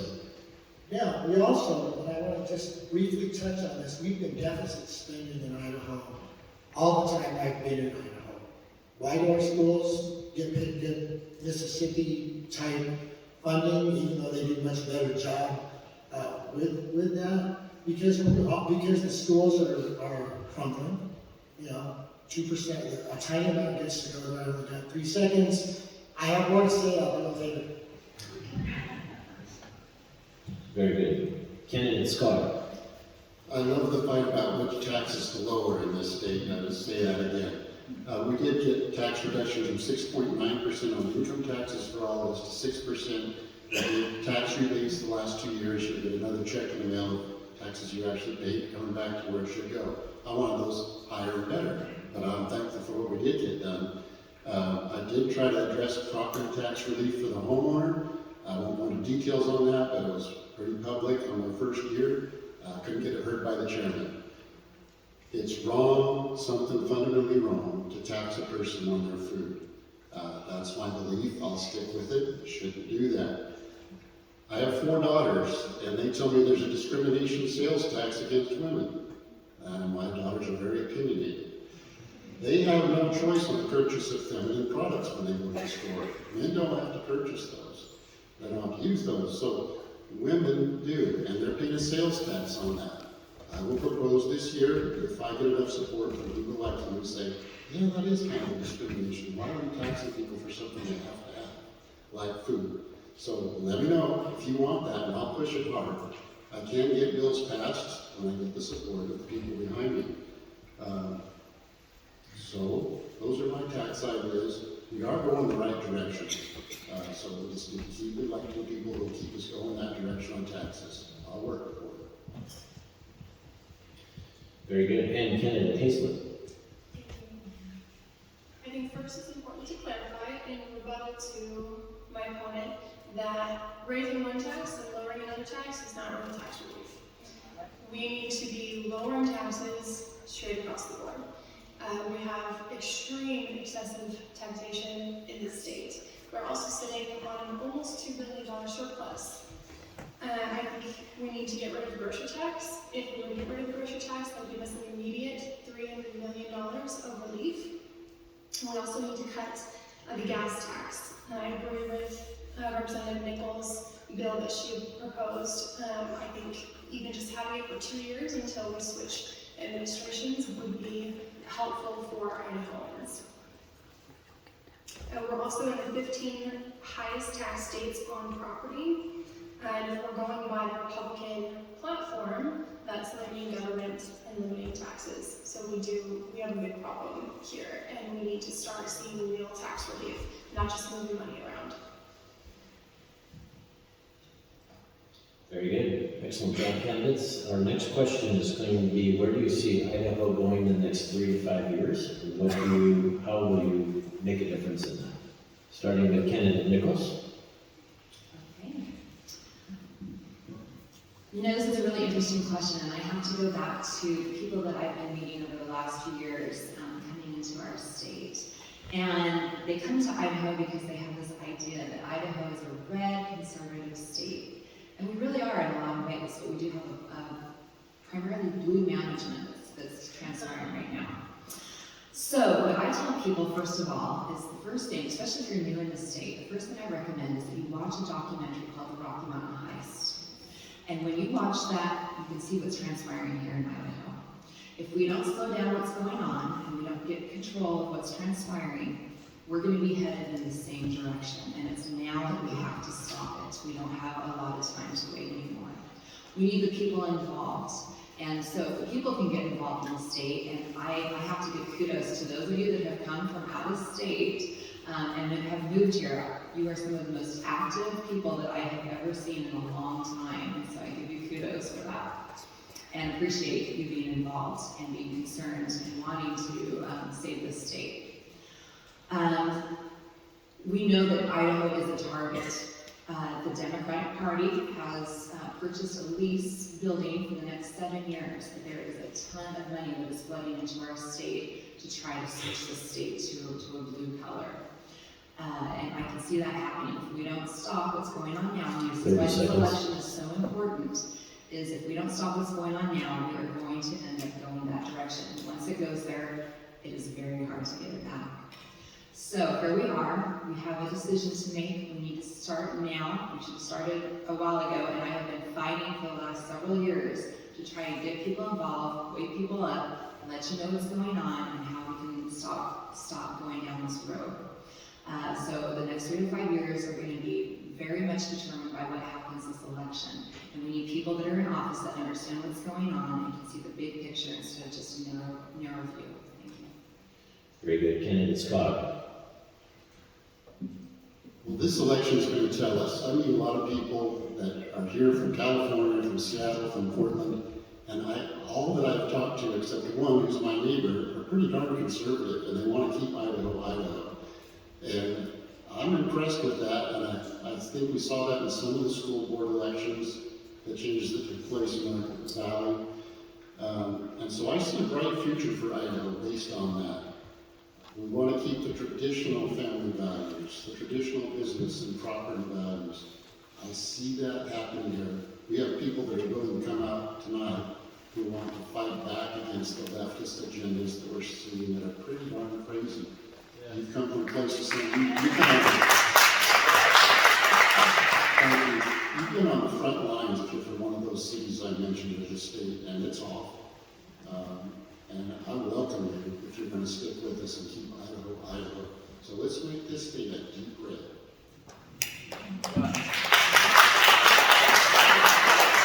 Very good. Candidate Solomon. So, those who are carrying a leftist agenda with money rolling in, could you please give me names and dates? And I want to call them and get some checks. Because I'm not seeing it. I've lived in Idaho a long time, and I've worked outside the party. I know people in the party. It's not, if there's an agenda, a leftist agenda, people are selling you these wedge issues that we're not good folks and that we're trying to correct your children. And that is, so we call it BS. In the council room, we call it something else. So just call it BS on that.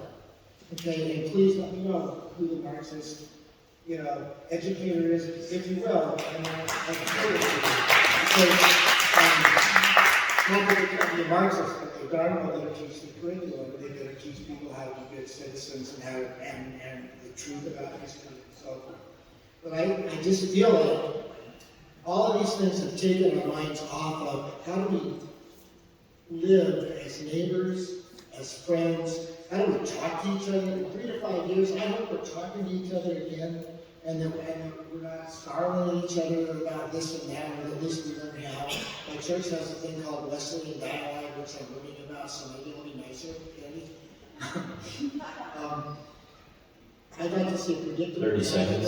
I'd like to see a predictable tax structure. I'd like to see a world-class, still public education system. I feel like if we don't socialize everyone to democracy and our form of government and the way that we do business, we're going to lose it. Okay? I don't have time really to talk about that. But we can just all atomize and go our separate corners, or we can be Idaho, a town of neighbors where everybody does their own thing, but we come together for a purpose. Very good. Candidate Miller. Thank you. I think you're going to see some really good things. You're going to see continued tax relief both on property and others. And you're going to see more constraint on the schools as they continue. You're going to see more money put their beds. I think you're going to see more involvement from parents, which is a good thing. And I think you're going to see more choice. And you're going to see a lot of road construction. It's in the pipeline now from the bills that have been the last couple of years. You're going to see a lot of it. You're going to be hating life for a while as those roads are widened. You see Chinden line, you're going to see 44 line, you're going to see 16 line, you're going to see one for the freeway. All things that need to happen, but there's going to be a difficulty when we go through it. You're going to see a lot of money spent there. You're going to see improvement in our election laws. This last year, 2 years, we've had some really good election laws that have got out of the House and installed out of the Senate. I think you're going to see improvements next year. You'll see more requirements for photo ID for things like absentee ballot voting. You're going to see more improvement for photo ID to register to vote. You're going to see more bills that deal with bringing in those who vote that aren't supposed to vote, making sure those that aren't supposed to vote don't vote. You're going to see an improvement in ballot harvesting and everything else. We try to make our vote not harder, but safer and more secure. I think you're also going to see a slowing in growth. I think that the bills that we've done in the past, looking forward, are going to take the growth pattern down. It's going to still be fast, but it won't be as fast as it was. And you're going to see people continue to come here from other states. And I hope that those people that come here, because they're my friends and constituents, remember that you came here because it was the best state around.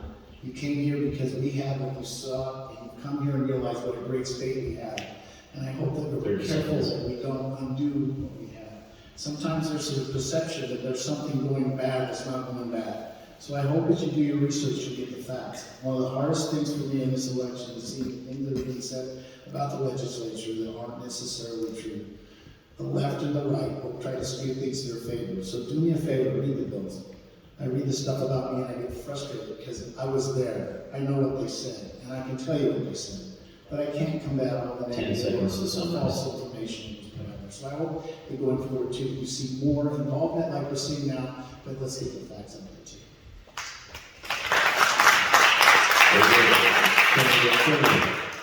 Thank you. I think we're going in the next 3 to 5 years, I think we're going to continue the growth that we've seen already in the last 5 years. I think we need some stability. We need to be planning 20, 30, 40, 50 years ahead currently, not waiting for the next 2 or 3 years and not planning that far ahead. I think we need to also keep in mind there's a lot of pieces to every bill and to every piece of legislation that happens. Water waste, getting phosphorus out of some of our waterways. There's a lot to these processes, so it's not just looking at what one House person or one House senator will do. It's looking at every avenue of every piece that we have. I think we'll be continuing to look at ballots and preventing ballot fraud here. We haven't seen it, I don't think yet, but we don't want it to be here. I think we're going in the right direction, but I think we need strong leadership to keep us going in that direction. Very good. Candidate Rob. Thank you. So the next 3 to 5 years is going to be very crucial in the state of Idaho. I believe Chairman Luna stated that this election will have ramifications out for the next 10 years. So this is one of the most important primaries in Idaho history. And it's really a myriad of things with retirements out of the Senate, etc. So we have the opportunity to do some great things here. Also understand that there are factions within this state and out of this state that are here to take over or here to change things. And that is without question. So there is money being poured in. There was a $150,000 donation made just within the last 24 hours that came from Ohio to the state. So don't think for 1 second that us being a shining light of conservative values does not put bullseye on our back, because it does. So having folks that can get in and fight back with the proper techniques matter. Everybody's talking about elections, so elections are pretty simple. It's a chain of custody issue, much like in law enforcement. And we need to solidify our chain of custody.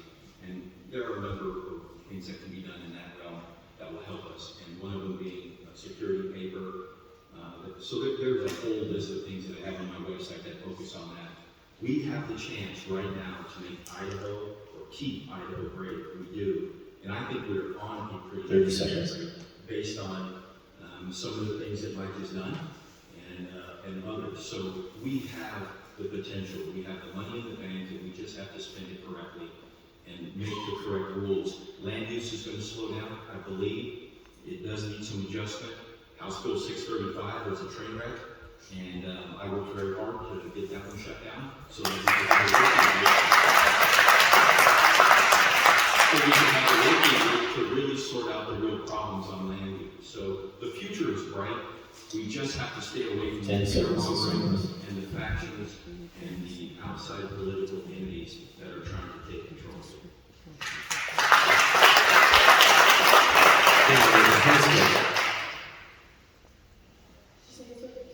To echo kind of what's been said already, this is the most important election in Idaho history. I fully agree with that. I do think that this election will determine whether or not we slide deeper into liberal ideology, whether or not we continue to have blue management in our state, or whether or not we return to conservatism. We do have really great possibilities in our state. We are a really special state, and we do have a great place that we can be going. But I think it's going to take all of us fighting for it to protect our self-sufficiency as a state. We've got to protect our water. We need to protect our agricultural land. We need to protect our schools. We need to protect our citizens and see more involvement, which obviously is why I'm running for office. So I do think that we are headed a good place. We can head a good place. But I think that it's just going to take all of us working for it. All right, very good. I believe we are out of time. Let's do our conclusion. We'll skip that last question because we're running a little late on time. I appreciate everybody's patience, but we want to give the candidates a chance to conclude their kind of presentation or the forum and their thoughts tonight. So we'll go starting with Mr. Staub here, and we'll just go right down the line. And just as your last question, what obstacles do you see holding you back from doing your best job possible? But also to give your closing statement, all in 2 minutes or less. I think that was for me. The best predictor of future behavior is past behavior. I have to make decisions on who I'm going to vote for, just like you are tonight, both here, people in this room, and our statewide elections. And I haven't made up my mind on every race. So I'm looking at that. Please elect people who not just speak well, or even if they don't speak well, but they have proof of their actions in their community in the past, proof of their actions in their family, proof in their actions of what they've accomplished. Please consider that. I respectfully ask for your vote. I've been in the fight. Well, how I've been in the fight, you judge a man or woman by their enemies. I had my first real threat on my family since 2003 when I had one. I know where you live. I know where your family is, your wife and your children. It'd be terrible if something happens to them. The guy wasn't very bright because he had caller ID. We dealt with that, and I get things in the mail calling me Nazi and all kinds of stuff. So, but when I'm fighting the fight you want me to fight, I take those as badges of honor. And my wife is strong, I'm afraid, and my daughters, I have to tell them these things, and I'm afraid they'll say, oh, stop, Dad, be careful. No, Dad, we're behind you, keep at it. So I'm in the fight. If you find me worthy, please keep me in the fight for another 2 years. Thank you. Very good. Candidate Berger. I may not be as polished as some of the politicians are, but I know that I care about you and I care about the region that I live in. I love Middleton. I moved there for a reason 11 years ago, and I will read the millions of pages that we do in the House book every session. I'm not sure why it takes 2,000 pages to get a bill apart or have you read all of that yet, but I think it's an attorney thing, I'm not sure. I think we can simplify some to that. I would just like your vote. I would like to have the opportunity to represent you in the House representative position, and I will learn. I'm still trainable, and thank you for coming out a bit tonight. I do appreciate that. Thanks. Candidate Nichols. Thank you. Thank you again for being here, and thank you for the chamber for putting this on. I greatly think we all appreciate the opportunity to be able to talk with you tonight. And I want to let my Democrat friend here know that not all Democrats are made the same, so I use that term loosely. But thank you. Yes, I want to start out with, I do not consider myself a politician. If you follow me on social media, you will see that I use the hashtag #PeopleTician, and that's because I'm here for the people. I'm not here for the government. I'm here to represent you. I don't necessarily represent the government. And then I want to make sure that our Senate needs help. Like we've said tonight, we have had good things that have happened in the House. We stall on the Senate side time and time again, and it's time to make that change. So we need good representation over there. I've been in there for 4 years, it's not a ton of time, and I've been experienced on the citizen aspect of it. And so I know what it looks like. I know the behind the scenes, I know the front end of the screen. And I feel that I can make the changes that are necessary to be able to get our Senate more conservative. I have a proven conservative record. You cannot not diminish my record in any way, shape, or form on how I have voted. The American Conservative Union, which is part of CPAC, has given me an award the last 3 years, because I haven't done this last one yet, for my voting record and how conservative it actually is. I don't just say that I'm conservative, my actions do speak louder than any word that I 30 seconds. say. So again, and I want to continue helping people get involved. I think that is a critical component to our Republican government here, and to keep our state red. The people have to be involved, and I want to help continue to initiate those efforts. And so I'm asking for your vote. Thank you.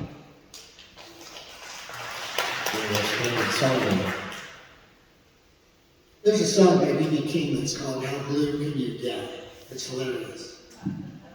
But I think Idaho's red enough. I really do. Because we're forgetting that people that live in Idaho have faces, and they're neither red nor blue. They're all different colors, but not those two. For instance, what about gay people? I've been in the counseling room with kids figuring something out that they're not like other people. And the transgender issue, we were going to tell parents it was a bad idea for them to parent of choice. Oh my gosh, the sadness in those kids. And you know what they do when they can't handle that sadness? They kill themselves. It is not okay. Okay, we should have added the words a long time ago. They're not going to, nobody's marriage or whatever is going to affect Betty and me. It might even improve other things in this society. If we don't teach kids, we don't love kids, and we don't love each other, and we're in a place of worship that is all about a God and is about love, then we should just give up and go home. And we should figure out how to talk to each other, and we should look at how kids are, and we should be very specific. So if you want to do that, I don't want to make this state blue, but I think I would be a good senator. I think the Senate's they're kind of crazy, but I think you should and I don't disagree and care about each other. We do good things and have good ideas. But let's figure this out. But there's kids that are depending on us. We're not trying to sexualize them. Watch them down television. We don't have, go on Facebook. What in the world? They don't go on Facebook. They go on TikTok. But I digress. Think about what we're doing with what we're doing. They need to see good examples of adults. They need to be listened to. 10 seconds to summarize. And we need to just think together. Very good. Ken and Brock. Thank you for the opportunity to speak to our chamber and folks for being here. I appreciate it. Having grown up in Emmett, just down the road, right down that way, I know what hard work is, and I know what Idaho core values are. I don't just talk about personal liberty, family values, or the need for good education for our kids, or the importance of the Second Amendment. My entire life has been spent protecting and promoting those very things. I'm a community-minded local businessman that always prioritizes the needs of the community over self-interest, period. As far as people-tition and scorecards and votes, it's pretty simple. If you are an IACME person and you get 100%, there's a problem. If you're with any other group, IFF, I don't care who it is, and you get 100% or 98%, I would say that your constituents probably do not have a say there. And that's just me saying that straight across the board. So, I think you can see the depth of knowledge that I have in many issues that come on the table, and you can perceive my focus. Understand this, I'm an American, not an American. If I say I'm going to do it, I'm going to get it done. I'm just going to do it the right way.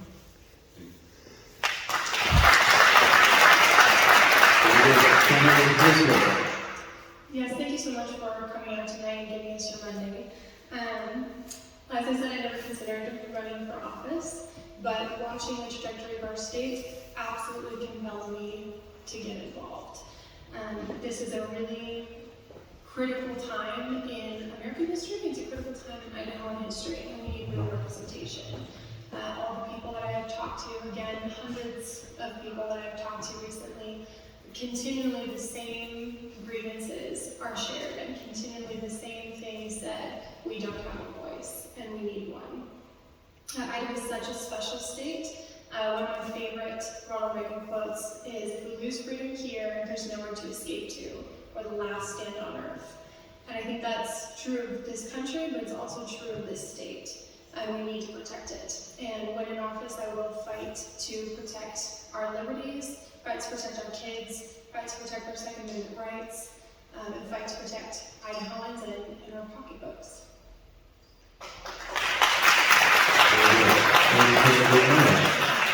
Thank you. I've been so blessed to be able to be born and raised in Idaho.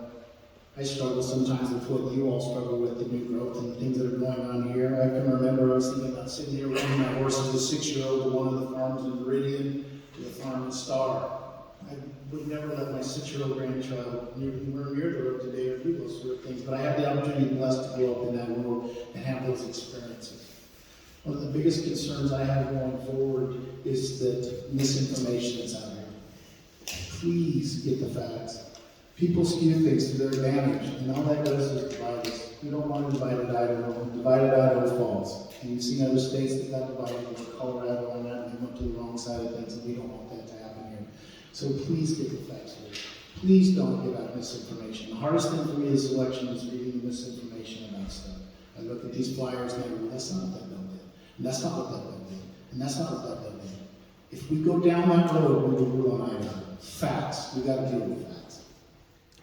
If I can get reelected, you'll see me continue to do the things I do. You'll see me continue to cut more taxes. Again, I've cut more than the way on history, and I will continue to do that if I'm reelected.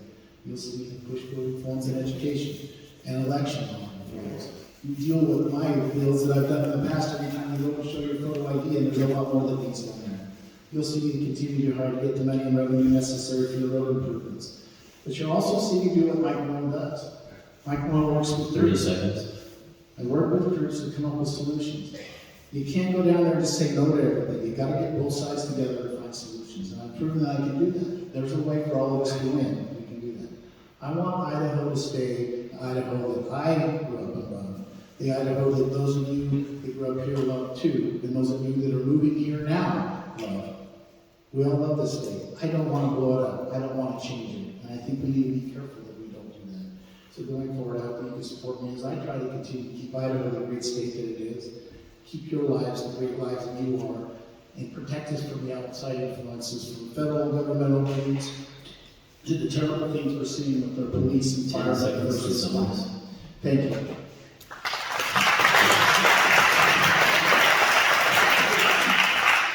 On behalf of the Chamber of Commerce, we'd like to thank everybody that came out this evening. We hope that you were learned a little bit by listening to the folks that are here. We want to thank everybody for coming to this forum tonight.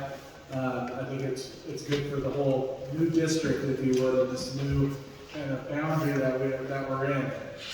It sheds some light and sheds some personality to the issues, but also to the people that the citizens are going to be voting for. So we thank you for coming, and then we're going to do one shameless plug. For the Chamber, we have our Easter extravaganza coming up on Saturday. I talked to Scott Borval. He said it's going to be in between snow, hail, and rain. So we have a window. The Easter egg hunt only lasts about 30 seconds, but there's festivities before. It's at Hunter Street Park from 12 to 2. So please bring your whole family, bring your friends. Come see what Star has to offer. Great event for the community. And let's give a round of applause for all the candidates.